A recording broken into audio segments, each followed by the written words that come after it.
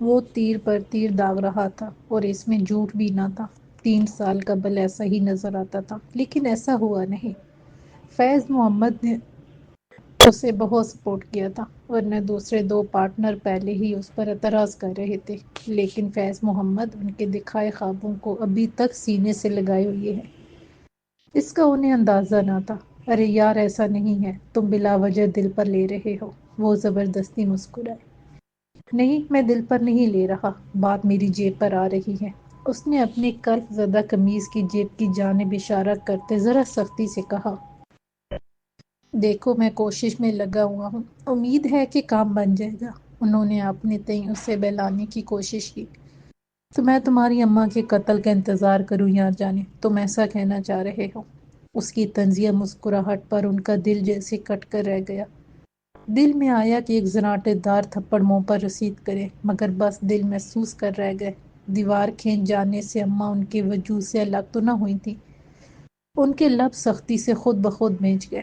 وہ بھی خاصا سمجھدار تھا، فوراً اٹھ کھڑا ہوا اور بنا مسافہ کیے لمبے لمبے ڈگ بھرتا چلا گیا۔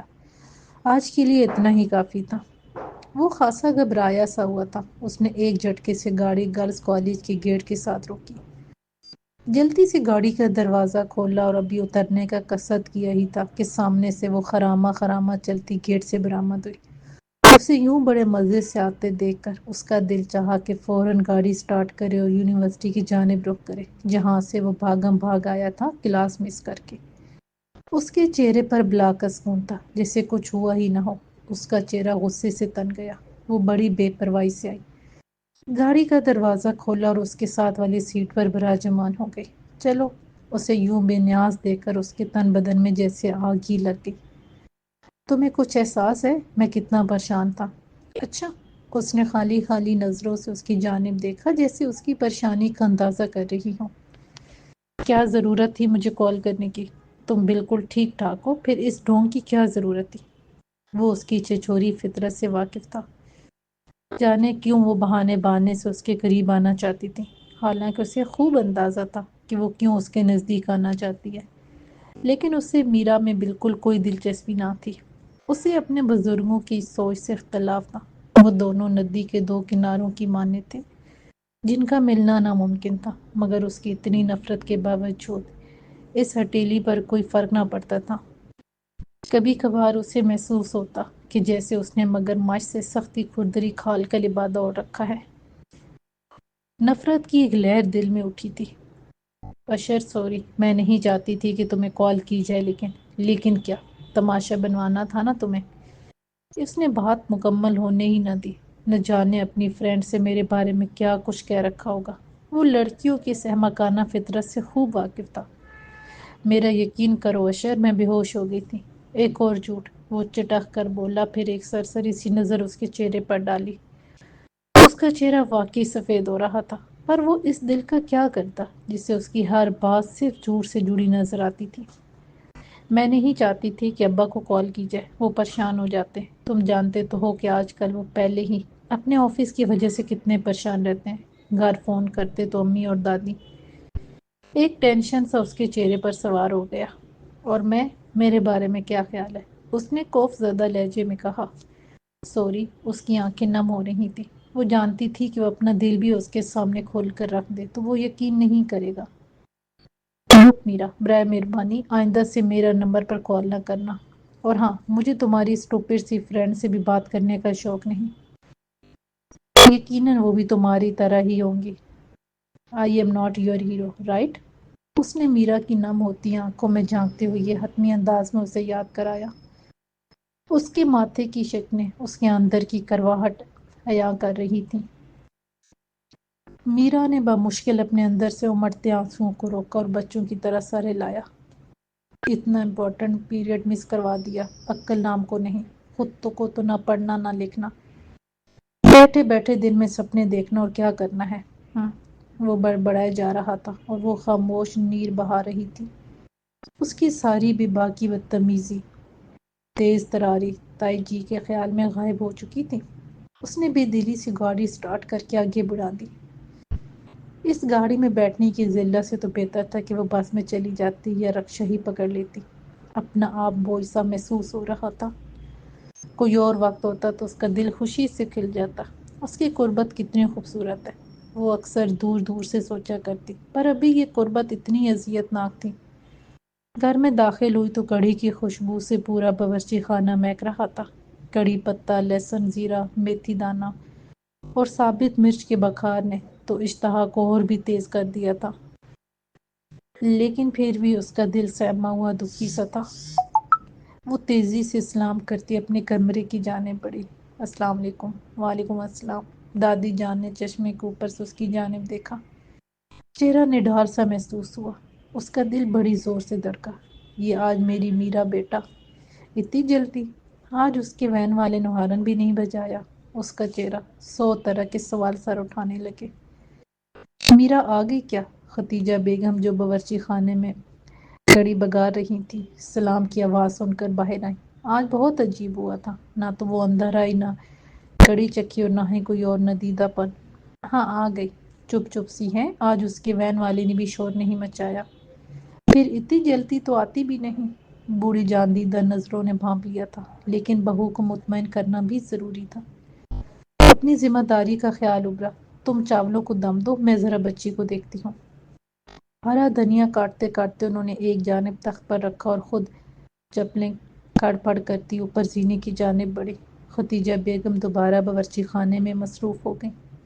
وہ یونیفارم میں ہی ملبوس اپنے بستر پر دراز چپکے آنسو بہا رہی تھی۔ کسی کے آنے کی سرسراہٹ پر جلتی سے اٹھی اور اپنا چہرہ دوپٹے سے رگڑ ڈالا، لیکن دادی جان کی نظروں سے نہ چھپا سکی۔ مانا وہ لاکھ بے پرواہ پھوہڑ اور تارا کے مقابلے میں خاصی کم شکل و صورت سی تھی، لیکن ان کی پیاری سی پوتی تھی۔ اس کی آنکھوں میں آنسو دیکھ کر ان کا دل تڑپ اٹھا۔ میرا کیا بات ہے بیٹا، خیر تو ہے؟ کیوں رو رہی ہو میری جان؟ وہ اس کے نزدیک ہی بیڈ پر بیٹھ گئی اور شفقت سے اس کے سر پر ہاتھ پھیرا۔ کچھ نہیں دادی جان، کوئی بات نہیں۔ اس کی سرخ آنکھیں صاف چغلی کھا رہی تھیں۔ کچھ تو ہے، چہرے کا رنگ اترا سا ہے۔ آج تم گھر پر بھی جلتی آئی ہو، شاید وین والے کے ساتھ بھی نہیں آئی۔ بیٹا گھر والوں سے کچھ نہیں چھپاتے، کیا اپنی دادی جان کو بھی نہیں بتاؤ گی؟ ان کے لہجے میں اتنی ملاحت گھلی تھی کہ وہ ٹوٹ کر بکھر گئی اور ان کے شانے سے لگ کر سسک اٹھی۔ وہ خاموش سنتی رہی اور وہ بولتی رہی۔ ان کے چہرے پر تفکر امیز شکنیں در آئی تھیں۔ تو تم اشر کے ساتھ آئی تھی؟ انہوں نے ایک گہرا سانس بھرا۔ شاید مجھے نہیں آنا چاہیے تھا۔ وہ ابھی بھی سسک رہی تھی۔ انہوں نے پیار سے اس کا چہرہ اپنے شفیق ہاتھوں میں تھاما۔ کیوں نہیں آنا چاہیے تھا؟ وہ غیر تو نہیں ہے؟ اشر نے تمہارے ساتھ اچھا سلوک نہیں کیا؟ جب آئے گا تو خوب کان کھینچوں گی اس کے۔ لیکن تم کالج میں بے ہوش کیوں ہوئی؟ مجھے اس بات کی فکر ہے۔ ایسا پہلے تو نہیں ہوا نا بیٹا؟ اس نے نفی میں سارے لایا اور وہ سوچ میں پڑ گئی تھی۔ میں تمہارے بابا سے کہوں گی ڈاکٹر سے تمہارا چیک اپ کروائیں۔ سر میں تو درد نہیں ہوتا بیٹا، آنکھیں تو کمزور نہیں ہو رہی؟ نہیں دادی، وہ سٹر سٹر کرتے بولی۔ اچھا اب رونا تو بند کرو، انہوں نے اسے چمکارتے کہا۔ لیکن اشر ایسا کیوں کرتا ہے میرے ساتھ؟ اس کے آنسو اب بھی ٹپ ٹپ گر رہے تھے۔ نہیں کرے گا اب، اس طرح رو رو کر اپنی جان نہ ہلکان کرو۔ وہ خاموش ہو گئی۔ بے ہوش ہونا اچھی بات تو نہیں ہے میری بچی، ڈر کیوں گئی؟ وہ خود سے جیسے مخاطب تھی، کہیں دوپہر میں کسی پیڑ کے نیچے سے تو نہیں گزری تھی بیٹا؟ ایک کے بعد ایک خیال آ رہا تھا۔ ہمارے کالج میں تو بہت سارے پیڑ ہیں، اور پیڑ تو ہمارے گھر میں بھی بہت پرانے پرانے ہیں۔ اس نے اپنے آنسو پوچھتے ہوئے انہیں یاد دلایا۔ ہاں یہ تو ہے، نہ جانے کتنے برسوں پرانا گھر ہے یہ۔ وہ منہ ہی منہ میں بڑبڑائی۔ آپ کا مطلب ہے کہ مجھ پر آصف کا؟ نہ میرا بچہ، ایسا نہ کہے۔ انہوں نے بیچ میں سے ہی اس کی بات اچک لی۔ ان کا ہاتھ اپنے دل پر چلا گیا۔ جوان بچی اور یہ سب کچھ، ان کا دل ہول سا گیا۔ آپ پریشان نہ ہوں دادی جان، ایسا کچھ بھی نہیں ہے۔ ان کو اتنا پریشان دیکھ کر وہ اپنا دکھ بھول گئی اور انہیں تسلی دینے لگی۔ تمہیں رات کو نیند تو آتی ہے نا، ڈر تو نہیں لگتا؟ وہ مشکوک سوالات سے اپنے دل کا وہم پختہ کر رہی تھی اور وہ انہیں مطمئن کرنا چاہتی تھی۔ پہلے نیند نہیں آتی تھی تو دعائیں پڑھ لیتی تھی، اب تو نیند آتی ہے۔ آپ پریشان نہ ہو، سچ بتا رہی ہو دادی جان؟ بیٹا کنواری بچیوں کا بڑا خیال رکھنا ہوتا ہے، کہیں ہم سے ہی کوئی بھول چوک تو نہیں ہو گئی؟ ان کا دل گھبرا رہا تھا۔ دادی جان میں خود اتنی بڑی بھوتنی ہوں، مجھ پر کسی کا کیا اثر ہوگا؟ وہ انہیں پریشان دیکھ کر خود ہراساں ہو رہی تھی، انجانا سا خوف کہیں تو تھا۔ بیٹا ایسا نہیں کہتے، اس طرح کی چیزیں اچھی نہیں ہوتی، انسان کو برباد کر دیتی ہیں، ان کا علاج کرانا ضروری ہوتا ہے۔ آپ ہی تو کہتی ہیں کہ صرف اللہ سے ڈرنا چاہیے، پھر آپ کیوں ان چیزوں سے خوفزدہ ہیں؟ خوفزدہ نہیں ہوں بیٹا، اس کا تو قرآن میں بھی ذکر ہے، ہم ان چیزوں کے وجود سے انکار تو نہیں کر سکتے نا۔ وہ کہتے کہتے رکی، اس کے چہرے پر ان کی نظریں ٹک گئیں، ان کے چہرے پر مسکراہٹ پھیل گئی۔ مجھے اپنی بیٹی کی بات بڑی پیاری لگی، ہمیں صرف اپنے اللہ ہی سے ڈرنا چاہیے، اور جب انسان صرف اپنے رب پر یقین رکھتا ہے تو وہ پھر بالکل ہلکا ہو جاتا ہے، بالکل پرسکون۔ ان کی باتیں ان کے دل پر مرہم سا رکھ رہی تھیں، وہ ان کی گود میں اپنا سر رکھ کر لیٹ گئی۔ جب مجھے ڈر لگتا ہے نا تو میں فوراً آیت الکرسی پڑھتی ہوں۔ بہت اچھا کرتی ہو، یہی تو علاج ہے ہمارے پاس، ہمارے پیارے رب کا کلام، ان پر یقین، اعتماد، بھروسہ، وہ ہمارے دل میں ہی تو رہتے ہیں، بس انہیں تلاش کرنے کی دیر ہوتی ہے۔ کیا واقعی دادی جان؟ اس نے حیرت سے اپنی آنکھیں چپکاتے ان کی جانب دیکھا۔ تو اور کیا، انہوں نے محبت سے اس کا ماتھا چوم لیا۔ اسی وقت دھڑم سے کمرے کا دروازہ کھلا اور کوئی کمرے میں داخل ہوا۔ اس نے سر اٹھایا اور حیرت سے انہیں دیکھا۔ تائی جی کمر پر ہاتھ رکھ کے خونخوار نظروں سے اسے گھور رہی تھی۔ ان کا لمبا چوڑا وجود اسے کچھ اور بھی پھیلا ہوا محسوس ہوا۔ اس نے دادی جان کا دوپٹہ سختی سے اپنی مٹھی میں بھینچا۔ وہ اتنی بزدل تو نہ تھی، لیکن اس وقت وہ جانتی تھی کہ ان کے غصے کی وجہ کیا ہے۔ دل پتے کی مانند دھڑک رہا تھا۔ یہ کیا حربے سکھا پڑھا جا رہے ہیں اس گھر میں؟ ایک شعلہ سا لپکا تھا۔ کیا کہہ رہی ہو بہو؟ بوڑھی پریشانی پر شکنیں در آئی تھیں۔ آپ سب سمجھ رہی ہے، یہ یہاں ہٹی کٹی بیٹھی ہے اور وہاں میرے بیٹے کی پڑھائی کا اتنا حرج ہوا، کیا ضرورت تھی اسے اشر کو فون کر کے اپنے کالج بلوانے کی؟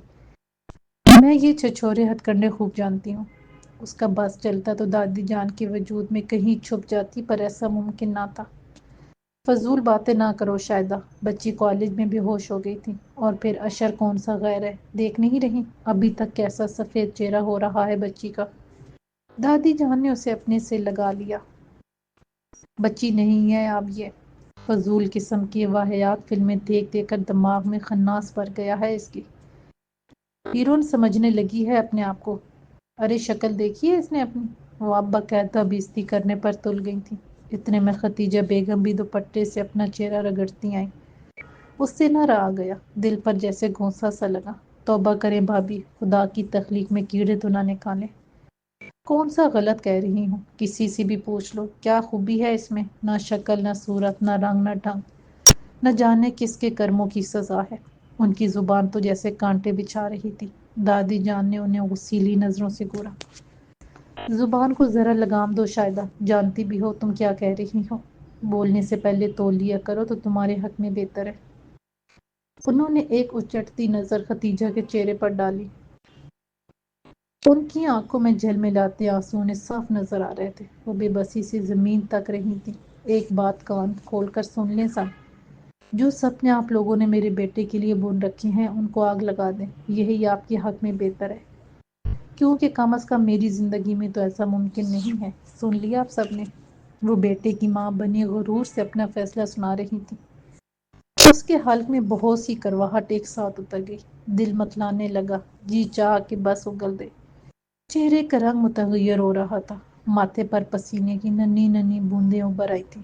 اس نے اپنے منہ پر ہاتھ رکھا۔ کیا ہوا بیٹا؟ دادی جان سب کچھ لمحہ بھر میں بھول گئی۔ ختیجہ بیگم اس کی جانب لپکی۔ میرا؟ وہ ایک سرت سے باتھ روم کی جانب لپکی۔ اس کے پیر سرد اور شانے بے جان سے ہو رہے تھے۔ اس نے جلدی سے سنک کا نلکا کھولا۔ باتھ روم اچانک تیزی سے گھومنے لگا۔ ارے ارے، ختیجہ بیگم پکارتی رہ گئی تھی۔ دادی جان بھی باتھ روم کی جانب دوڑیں۔ وہ چھوتی ہوئی زمین پر آ رہی تھی۔ ختیجہ بیگم کی پریشان کن آوازیں اس کی سماعت سے ٹکرا رہی تھیں، لیکن وہ جواب دینے سے قاصر تھی۔ ایکٹر کہیں کی، ایسے ڈرامے کر کے قابو کرنا چاہتی ہے؟ ارے بہت دیکھے ہیں میں نے ایسے ڈرامے. خبیث لڑکی. شاہدہ بیگم سب کچھ دیکھنے کے باوجود اپنے بوس کی آگ میں دیکھتی سر جھٹکتی کمرے سے باہر نکل گئی. ارے کوئی ہے؟ جانی. ارے فرقان کو فون کرو. ارے اشی. ارے کوئی ہے؟ سیڑھیاں اترتے انہیں واضح طور پر اپنی بوڑھی ساس کی صدائیں سنائی دے رہی تھیں جنہیں انہوں نے اپنی ہمیشہ تہجد پڑھتے غیبت نہ کرتے برائیاں درگزر کرتے اور احسان نہ جتاتے دیکھا تھا. نہ جانے کیوں ڈرامے باز چلاک مکار بڑھیا محسوس ہوئی. ہاں ہاں سب شامل ہیں اس ڈرامے میں. انہوں نے اپنی منفی خیالات کی خود ہی سر ہلا کر تائید کی. جانی خالہ جو نہ جانے کس کونے کے کھدرے میں کام میں مگن تھی خدا جانے کیسے اس تک آواز آ پہنچی. اس کی نظریں شاہدہ بیگم پر پڑی. سوچا کہ انہیں سے پوچھ لیا جائے مگر وہ تیزی سے سیڑھیاں چڑھتی چلی گئی. گنگاوتی پیلس میں ملازم نہایت تیزی سے پالش کپڑے پر لگا کر پیتل کی اس بڑی سی نیم پلیٹ کو چمکا رہا تھا. اس کام میں اسے پون گھنٹہ صرف ہو چکا تھا. اے مٹھن بابو ذرا جلدی سے ہاتھ چلا. ابھی سرکار کے غسل خانے کے نلکے باقی ہیں. صاحب کا خاص بٹلر جیسے وہ دلی سے لے کر آئے تھے. نخوت امیز شکنے چہرے پر بکھیرے اس سے مخاطب تھا. مٹھن درمیانی عمر کا گٹھے سے جسم کا مالک بڑا چست تھا لیکن اسے بٹلر کا حکم چلانا بالکل پسند نہ تھا. دو چار انگریزی کھانے کیا پکا لیتا تھا. اپنے آپ کو پورا بابو ہی سمجھ لیا تھا. مٹھن نے اسے جواب دینا مناسب نہ سمجھا اور سر گھما کر دوبارہ اپنے کام میں جٹ گیا. آج پورے 15 برسوں بعد شیام چند پردیس سے لوٹ رہے تھے. یہ 15 برس بیٹی کی جدائی میں ان کی ماتا نے کیسے گزارے تھے کوئی ان کے دل سے پوچھتا. ابھی تو خیر ان کے آنے کی کوئی خاص وجہ نہ تھی. وہ تو اپنی دادی ماں کے مرن پر بھی نہ آئے تھے تو ان کا یوں اچانک لوٹنا اچنبھا ہی تھا. سب سے بڑھ کر یہ کہ وہ پانی کے جہاز سے اتنا طویل صبر آزما سفر کر کے آ رہے تھے. رام چند پھر بھی بہت خوش تھے کہ ان کا سپوت انگریز لارڈز کے بچوں کے ساتھ کیمبرج میں پڑھتا ہے. یہ ساری تیاریاں ان کے آنے کی خوشی میں تھیں. ایک شے کو رگڑ رگڑ کر چمکایا جا رہا تھا. پورے پیلس میں ایک ہلچل سی مچی تھی. آپ کانگریس جوائن کر رہے ہیں ڈیڈی؟ شیام چند نے نظریں اٹھا کر ان کی جانب دیکھا. وسیع ماربل کی ڈائننگ ٹیبل پر پورا خاندان جمع تھا. رام چند کو شیام کا اپنے آپ کو ڈیڈی بہت اچھا محسوس ہوا تھا. کچھ اچھا لگا. بہت خاص. ان کی گردن میں ایک تناؤ سا آ گیا تھا. ان 15 برسوں میں ان کا رہن سہن انداز بالکل انگریزوں جیسا ہو گیا تھا اور انگریزی نہایت شش تھا. وہ خود شیام سے اتنا مرعوب ہو رہے تھے کہ اس سے بات کرنا بھی نہیں سوچ رہا تھا. آف کورس سن. ان کے جواب پر مسٹر رام چند نے انہیں ذرا اچنبھے سے دیکھا. لو انہیں کیا ہوا؟ ان کے دل سے ابھرا پر خاموش نہیں. آپ کو تو پالیٹکس کی ذرا بھی سمجھ نہیں ہے. وہ چھری کانٹے سے بھنے چکن کے ساتھ نہایت نفاست سے انصاف کر رہے تھے. آج کل ایسا کرنا ضروری ہے سن. میں ایک بزنس مین ہوں. بہت سے کاموں میں آسانی ہو جاتی ہے. میں دلی میں بھی کام شروع کرنے والا ہوں. رام چند جی نے ترچھی نظروں سے اپنی بیوی کی جانب دیکھتے ہوئے کہا. دلی؟ میں سمجھا نہیں. وہ تو یہاں سے بہت دور ہے. وہ نہ سمجھتے ہوئے اپنے باپ کی شکل دیکھ رہے تھے. پھر انہوں نے ذرا گردن گھما کر اپنی ماں کی جانب دیکھا. تمہارے باپو جی کا اب یہاں من نہیں لگتا؟ یہاں کیا، شام ہوتی ہی سناٹا چھا جاتا ہے اور سناٹے سے انہیں اب ڈر لگتا ہے. وہ چپتے ہوئے انداز میں بہت کچھ کہہ گئی تھی. شیام کو اندازہ نہ تھا کہ یہاں کے حالات ایسے ہو جائیں گے. تجھے کون سمجھایا؟ ماں کے مرتے ہی تیرا دماغ خراب ہونے لگا. وہ چڑ گئے تھے. ہاں ہاں ہونے لگا ہے. جانتا ہے شیام، آج پورے مہینے بعد یہ ادھر کھانے والی میز پر بیٹھے ہیں. دلی کے رنگ چڑھ گئے ہیں ان پر. ان کی ویلے پر وہ پھٹ پڑی اور پھر رام چند سے وہاں بیٹھنا مشکل ہو گیا. وہ بڑبڑاتے ہوئے ڈائننگ ٹیبل سے اٹھ گئے. مسز رام چند ٹسوے بہانے لگیں اور شیام چند وہ بیچارے ماں کو دلاسے دیتے رہے اور وہ اسے ایک ایک دل ربا حسینہ کے نام گنواتی رہیں جو دلی میں بیٹھ کر کراچی میں ان کا دل جلاتی رہی تھیں. وہ سنجیدگی سے سوچ رہی تھی کہ اب مزید کیمبرج میں وقت ضائع کرنے کا کوئی فائدہ نہیں. ڈگری تو وہ حاصل کر چکے تھے. ایک تعلق تھا تو لاجونتی مکھرجی کا. پر یہاں بھی ان کی ضرورت تھی۔ رام چاند جی اپنی جوانی شرافت سے گزارنے کے بعد اب بڑھاپے میں بے روی کی جانب چل پڑے تھے۔ ایسے میں کانگریس میں شمولیت اختیار کرنے کا جواز ہی کیا تھا؟ کیا وہ جانتے نہ تھے کہ کسان کانگریس تحریک سے خاصا متاثر ہیں؟ سوراج کی تحریک کے باعث اب حالات بدل رہے تھے۔ صدیوں سے قرضے کے بوجھ تلے دبے کسان اب زرعی اصلاحات کے خواب دیکھنے لگے تھے۔ اب پیر میں پہننے والی چپل سر پر پڑنے کے لیے تیار کی جا رہی تھی۔ اوپر سے ٹریڈ یونین کا چکر بھی غریب مزدوروں کو متاثر کرنے کے لیے بنا گیا تھا۔ کانگریس ہر وہ حربہ استعمال کر رہی تھی جس سے عوام کو اپنے ہاتھ میں لیا جائے۔ سندھ تک کے حالات پھر بھی بہتر تھے، لیکن دلی وہ ٹینشن میں آ گئے تھے۔ سندھ سے بمبئی تک کی بات تو سمجھنے والی تھی، لیکن کراچی سے اتنا دور، اتنا بڑا شہر، اور پھر انہیں جلد فیصلہ کرنا ہی پڑا۔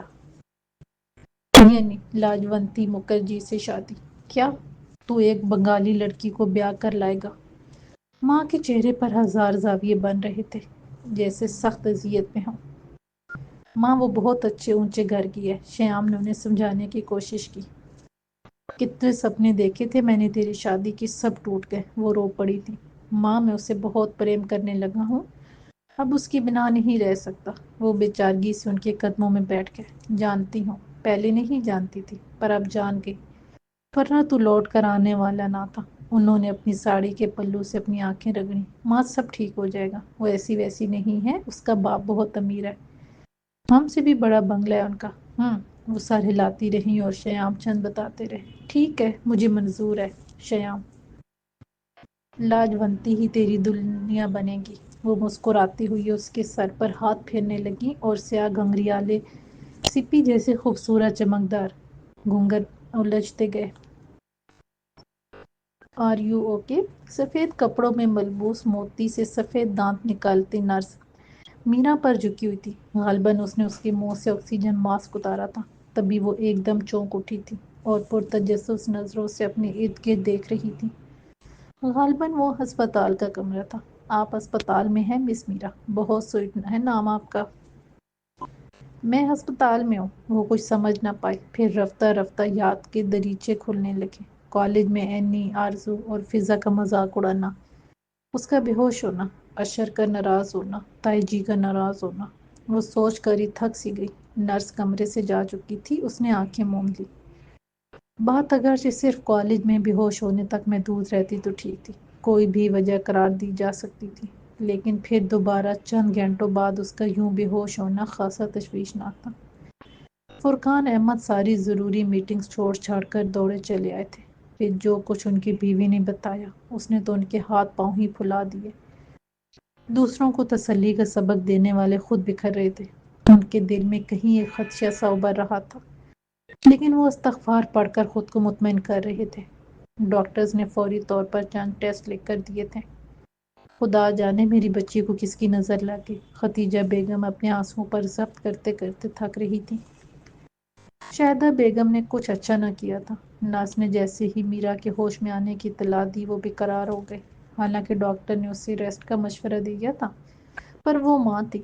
امی جان، انہیں دیکھتے ہی وہ دھیمے سے مسکرائی۔ ماں کے وجود کی خوشبو بھی کیسی منفرد ہوتی ہے، بنا کسی چاپ کی بھی اس نے محسوس کر لیا تھا۔ جی میری جان، انہوں نے لپک کر اس کا ماتھا چوما۔ آپ ٹھیک ہے نا؟ اس نے آنکھیں موند کر ان کا ہاتھ نرمی سے تھام لیا تھا۔ مجھے کیا ہونا ہے میری جان، تم تو ٹھیک ہو نا؟ اب آنسوؤں پر ضبط کرنا ممکن نہ رہا تھا۔ جی، مگر مجھے یہاں کیوں لایا گیا؟ وہ خاصی کمزور اور زرد لگ رہی تھی۔ زیادہ نہ بولو میری جان۔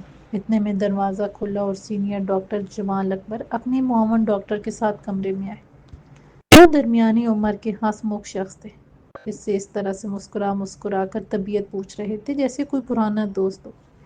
وہ کیا پوچھ رہے تھے ان کی سمجھ میں نہیں آ رہا تھا۔ وہ تو بس آنکھوں سے گرتے آنسوؤں کے درمیان میرا کو بار بار مسکراتا اور دھیمی آواز میں جواب دیتے دیکھ رہی تھی۔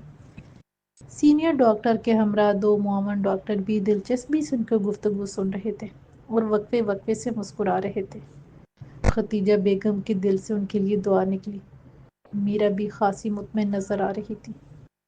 کسی کے لیے مسکرانا بھی صدقہ جاریہ ہے، اس کا بھی تو بڑا ثواب ہوتا ہے بیٹا۔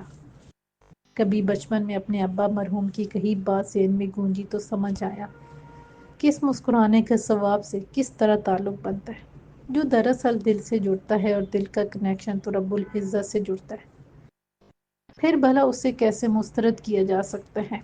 انہوں نے مسکراتے ہوئے دوپٹے کے پلو سے اپنے آنسو صاف کیے اور بڑے دھیان سے ڈاکٹر اور میرا کی گفتگو سننے لگی۔ وہ رات بھی معمول کی طرح تھی، البتہ آج شائدہ بیگم نے ذرا وقت پر کھانا ٹیبل پر لگا دیا تھا۔ آج خلاف توقع 2 ڈشز تیار کی تھی، قیمہ آلو اور ان کی پسندیدہ دم کے کباب۔ کیا خوشبو مہک رہی تھی! وہ نہایت خوش دلی سے کرسی کی جانب بڑھی۔ ارے واہ، آج تو تم نے کمال ہی کر دیا بیگم، میرا تو منہ میں پانی بھر آیا ہے۔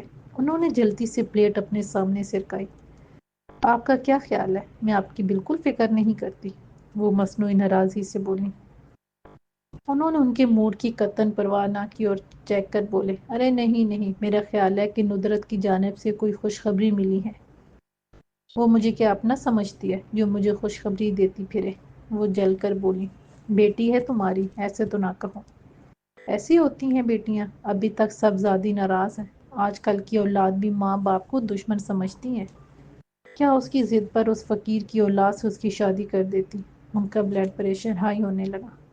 اچھا اچھا، اب جانے بھی دو۔ یہ اشر کہاں؟ آ گیا جناب۔ اشر آتے ہی کرسی گھسیٹ کر بیٹھ گیا۔ دیکھو بھائی، آج تمہاری ماں نے بڑا اسپیشل کھانا پکایا ہے، ورنہ یہ تو بس۔ خیر جانے دو، چلو شروع کرو بیٹا۔ انہوں نے کہتے کہتے بات دبا دی۔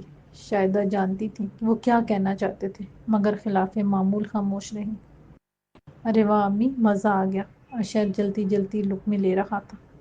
چلو تمہیں بھی ماں کے ہاتھ کا مزہ تو اچھا لگا، ورنہ تم تو اپنی چاچی کا دم بھرتے تھے۔ انہوں نے مسکراتے ہوئے بیٹے پر طنز کیا۔ چاچی بیگم کی کیا بات ہے، پر میری ماں کی بھی کیا بات ہے، واہ واہ۔ اس نے ماں کی تعریف میں کلابے ملانے شروع کر دیے۔ مکھن باز، انہوں نے مسکراتے سوچا۔ آج برابر میں بڑا سناٹا سا تھا، باہر برآمدے کی لائٹ بھی بجھی ہوئی تھی۔ خیریت تو ہے؟ فرقان احمد نے لقمہ منہ میں رکھا۔ ہاں وہ سب اسپتال گئے ہوں گے نا، بے اختیار ان کے منہ سے نکلا۔ ان کا دل دھک کر رہ گیا۔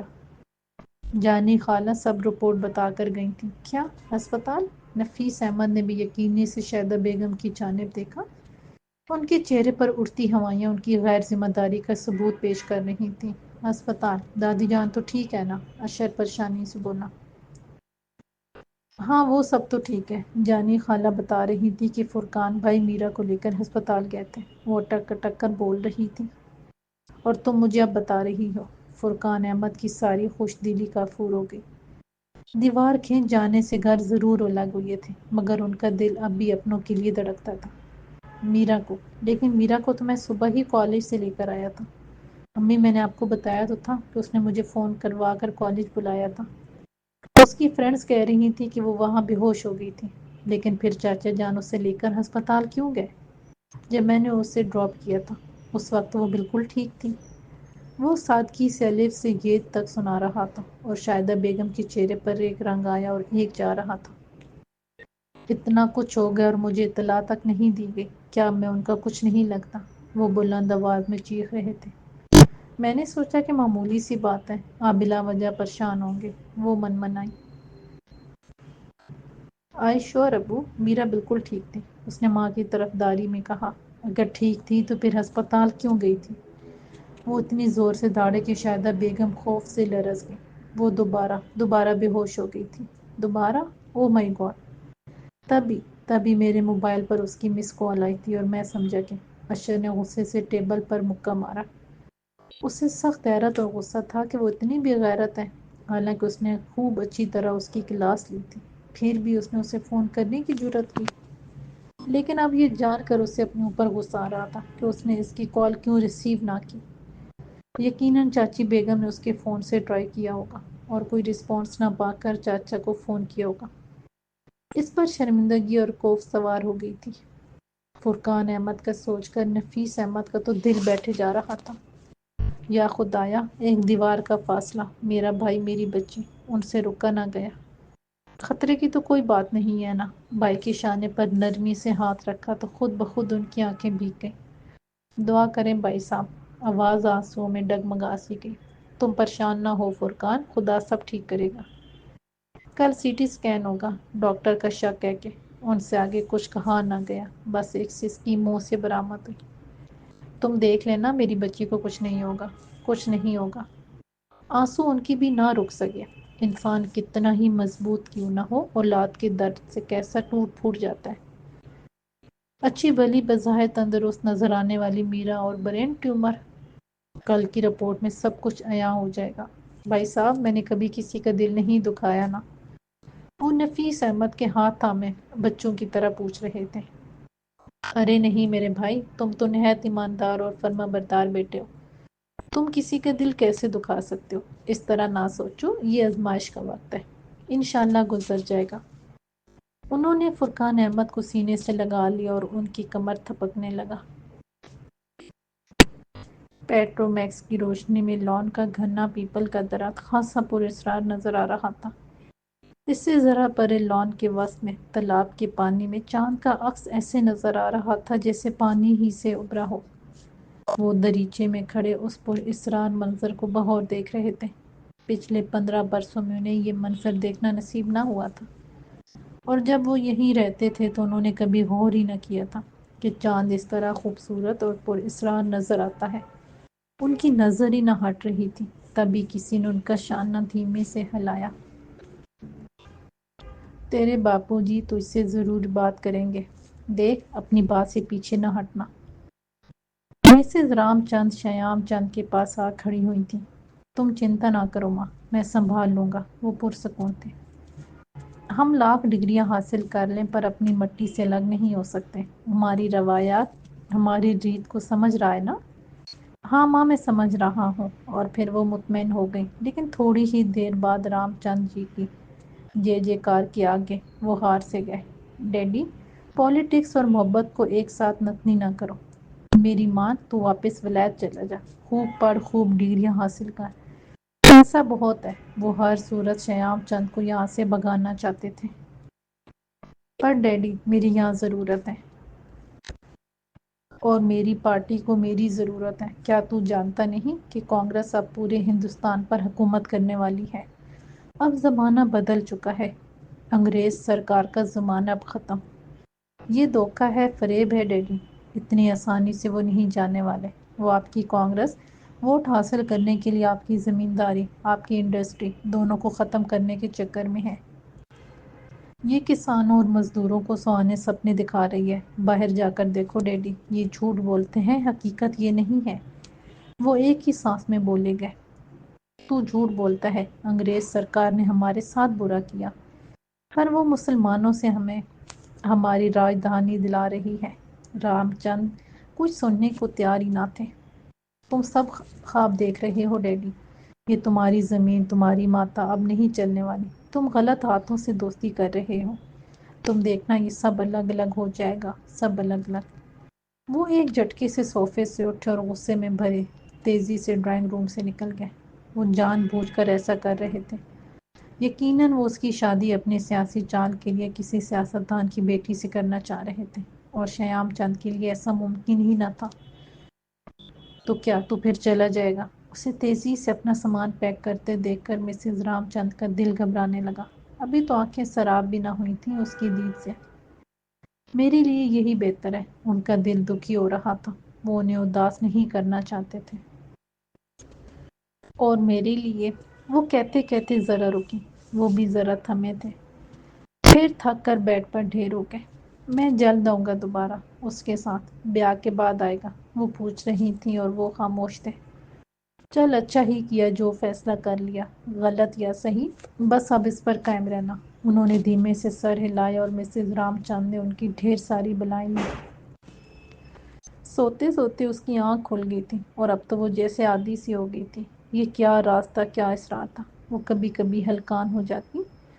اس نے ایک نظر اپنے برابر میں سوئی ہوئی تارا پر ڈالی، اس کے ہاتھ میں اب بھی تسبیح دی تھی۔ نہ جانے کب تک پڑھتی رہی تھی۔ اس کی بیماری نے پورے گھر کو ہلا کر رکھ دیا تھا۔ تم جانتی ہو، تم مرنے والی ہو۔ ایک خیال سرسر آیا، کیا واقعی میں مرنے والی ہوں؟ وہ سوچ میں پڑ گئی۔ جواب آیا، ہاں۔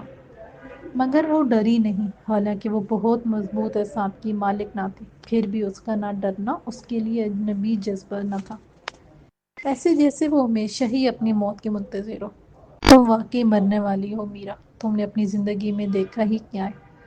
اندر سے کسی گوشے سے ابھرا، حالانکہ اسے علم ہی نہ تھا کہ وہ کس مرض میں لاحق ہے۔ ہاں واقعی میں نے ابھی کچھ بھی نہیں دیکھا، نہ محبت، نہ شادی، نہ زندگی کے وہ خوبصورت سپنے جو ہر نوجوان لڑکی دیکھتی ہے۔ اس کے دل نے گواہی دی۔ تم کتنی بدقسمت ہو، کتنی بدقسمت۔ آنسو اس کی آنکھوں سے جیسے بند گئے، وہ ہچکیاں لے کر رونے لگی، اور پھر جیسے اس کے اندر ایک قرار سا اتر آیا تھا۔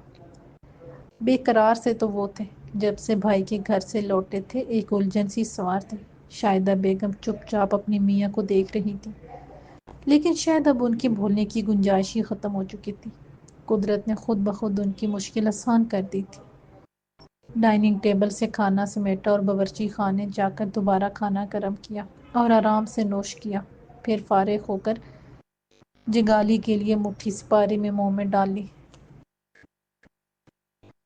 سوچا تھا کہ میرا اور اشر کی شادی کے بعد اماں کو رام کر لوں گا تاکہ فیض محمد سے بھی جان چھوٹے، مگر یہ تو کبھی سوچا بھی نہ تھا کہ میری بچی۔ وہ ازردہ سے بولے۔ شاہدہ بیگم نے ایک زہریلی نظر ان پر ڈالی اور برا سا منہ بنایا۔ قدرت کو جو منظور ہوتا ہے وہی ہوتا ہے، چاہے کوئی کچھ بھی کر لے۔ سچ کہتی ہو تم، بہرحال دعا کرو رپورٹ صحیح ہو۔ وہ دل سے اقرار نہ کر سکی تھی۔ جان جھوٹی، کہیں اندر سے چپکے سے خیال ابھرا تھا۔ ان کو محسوس ہوا کہ جیسے کھل کر مسکرانے کا دل چاہ رہا ہے۔ توبہ توبہ، کیسی باتیں سوچ رہی ہوں۔ مانا کہ میرا کو اپنی عشیقی بیوی کے روپ میں سوچ کر بھی غصے سے میرا دماغ خراب ہو جاتا ہے، لیکن ایسا تو میں نے بھی نہیں سوچا تھا۔ انہوں نے اندر ہی اندر اپنے آپ کو لان تان کی۔ اندر سناٹا چھا گیا تھا۔ ان کا نام ڈاکٹر جمال اکبر تھا، مشہور نیرو سرجن۔ طویل عرصے پہلے کیلیفورنیا میں اور پھر اٹلانٹا کے ہسپتالوں میں کام کر چکے تھے۔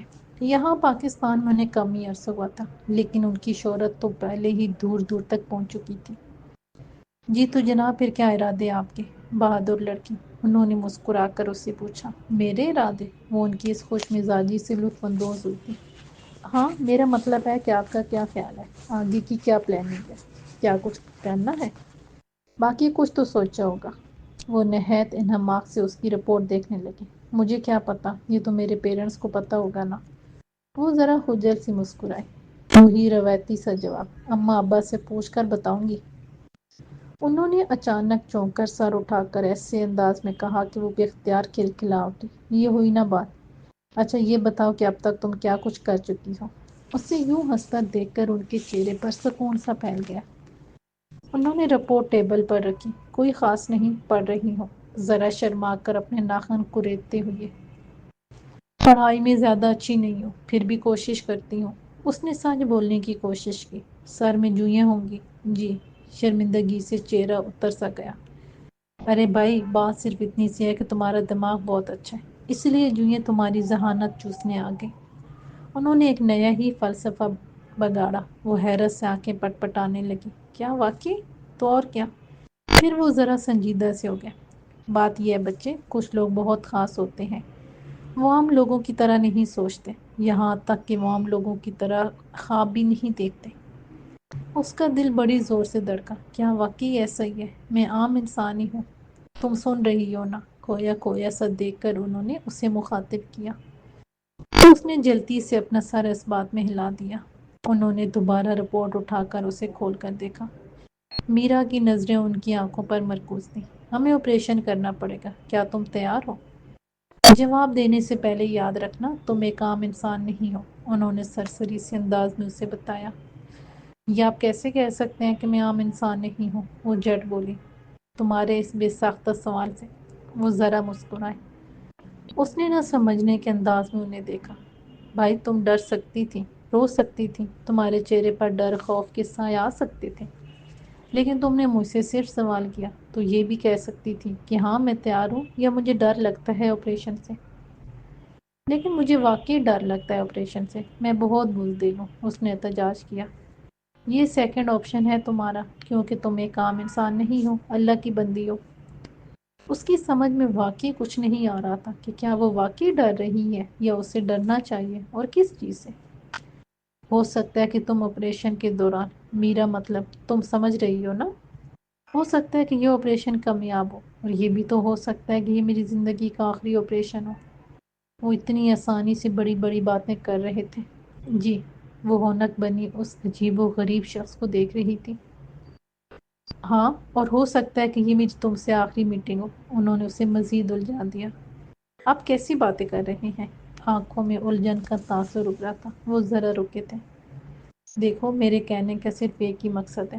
ہم نہیں جانتے کہ ہماری زندگی کب تک ہے، اس لمحے تک یا اس سے اگلے لمحے تک۔ یہ صرف وہی جانتا ہے جس نے ہمیں پیدا کیا ہے۔ تمہارے بارے میں جو میں نے کہا اس میں غلط کچھ نہیں ہے۔ اب مجھے یہ بتاؤ کہ کیا تم اس آپریشن کے لیے رضامند ہو؟ باہر تمہارے پیرنٹس تمہارا انتظار کر رہے ہیں۔ آپریشن کے لیے مزید تاخیر نہیں کرنی چاہیے۔ جو مجھے تمہیں سمجھانا تھا میں نے سمجھا دیا۔ اب جو میرے اللہ کی رضا۔ ایک گہری سانس بھر کر انہوں نے کرسی کی بیک پر سر ٹکا دیا۔ ٹھیک ہے، میں تیار ہوں۔ اس نے لمحے بھر میں توقف نہ کیا اور ایک رسان سے اس کے منہ سے ادا ہو گیا۔ ان کی آنکھوں میں خوشی کی لہر دوڑ گئی۔ مجھے تم سے اسی جواب کی توقع تھی بچے، ماشاءاللہ، انہوں نے شفقت امیز لہجے میں کہا۔ لیکن اس کا ذہن خالی تھا، ہر سو جیسے سناٹا طاری ہو۔ بس ایک سکون کی سی کیفیت تھی۔ یہ پریس والے بھی نہ جانے کیا کیا لکھ ڈالتے ہیں، شرما صاحب نے جھنجھلا کر اخبار میز پر پٹکا تھا۔ ہر دوسرے اخبار میں ایک ہی طرح سے لکھا تھا، لگتا ہے کہ ان کے پاس کوئی اور ایشو ہی نہیں ہے۔ دنیا بھر میں دیکھیے کیا کچھ ہو رہا ہے، طالبان کیا کر رہے ہیں، آتنک وادی کیا کر رہی ہے، سیریا میں کیا ہو رہا ہے، گلف کی کیا خبریں ہیں۔ پر نہیں صاحب، افواہ پھیلانے میں مزہ آتا ہے نا۔ وہ ابھی ابھی جاگنگ سے لوٹا تھا، پسینے سے اوپر سے نیچے تک شرابور ہو رہا تھا۔ مارچ کا مہینہ شروع ہو چکا تھا، مگر بمبئی میں دن کا آغاز ہی خاصا گرم تھا۔ آگے گرمیاں کیا رنگ دکھائیں گی۔